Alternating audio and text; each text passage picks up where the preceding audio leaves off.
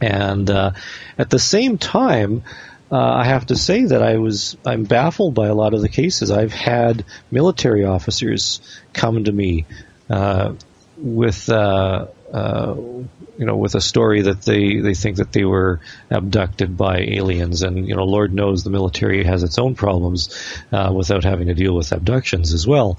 And they couldn't go to their commanding officers about this. So, what do you do with cases like that? I've had nurses come to me, doctors who with their own stories of being abducted, people in fairly responsible positions, and yet had some very, very unusual experiences.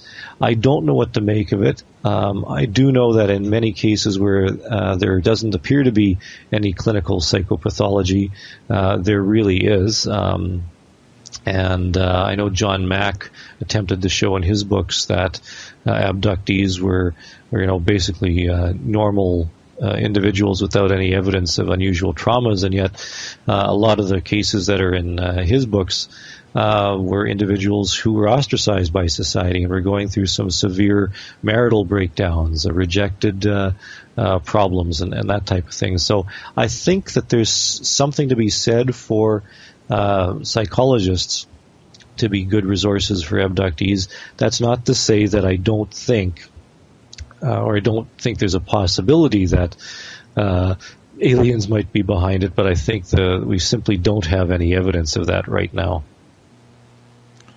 I agree.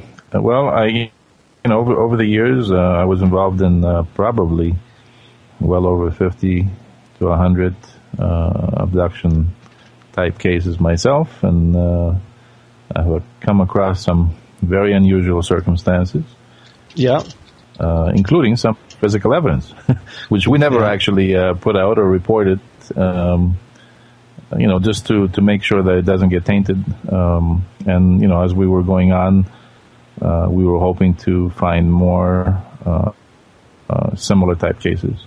Right. That presented a very similar type of situation.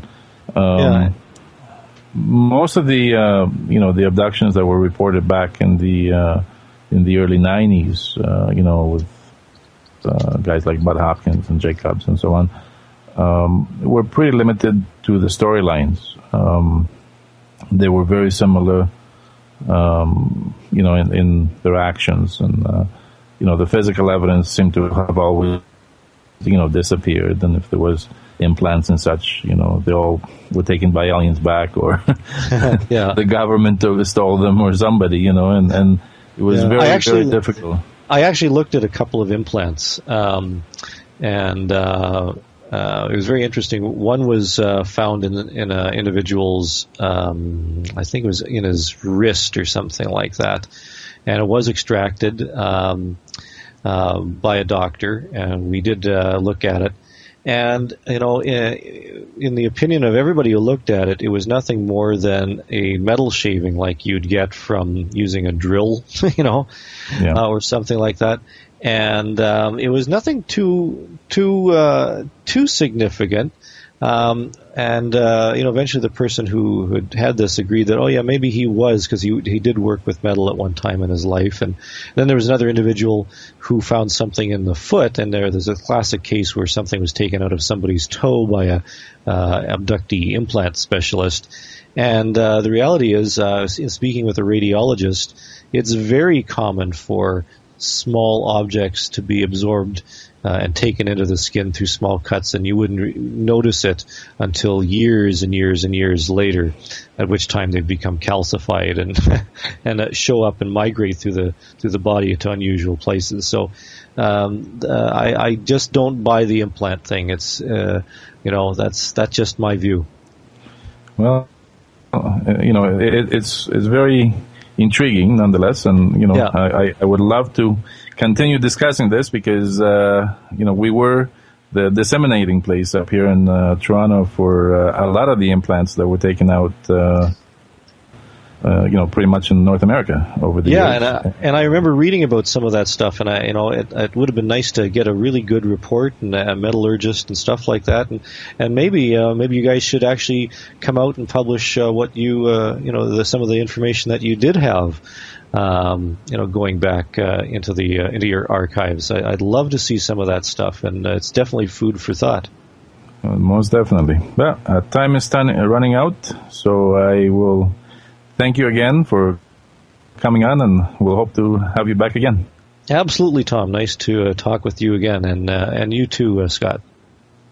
Yeah, it was a pleasure speaking to you, and I'm really, I've known you of your work for a long time, but as Canadian researchers, don't get a lot of press, right? So that's right. So before we go, I just wanted to give out Chris's publicist. Yes. They can find all his books. It's www.dundurn.com. All his book, including his new one, The Big Book of UFOs, will be over there. And, of course, all the major bookstores, I assume. Correct? Yeah, fine bookstores everywhere, as they say. Okay.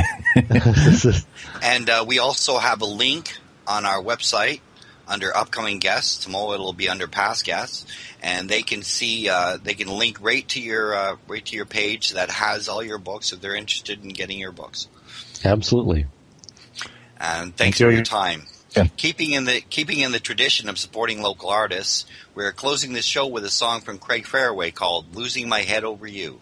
Craig will be our guest next week, and we'll be talking about beer and home brewing, and has a popular YouTube channel called Creighton. Talk to you guys next week.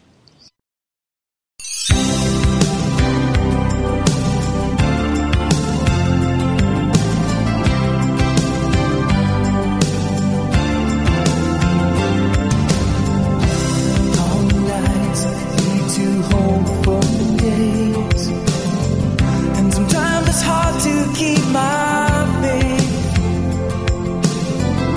There was a time when I was living my dream. Now it's all erased, and there's an empty space.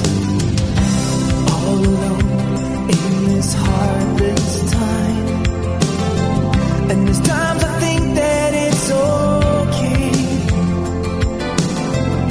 till I'm reminded of the night so long, and another day I've got to live without my baby. I hear the rain again, feel the pain, and then I'm losing my head over you. Still love you, baby.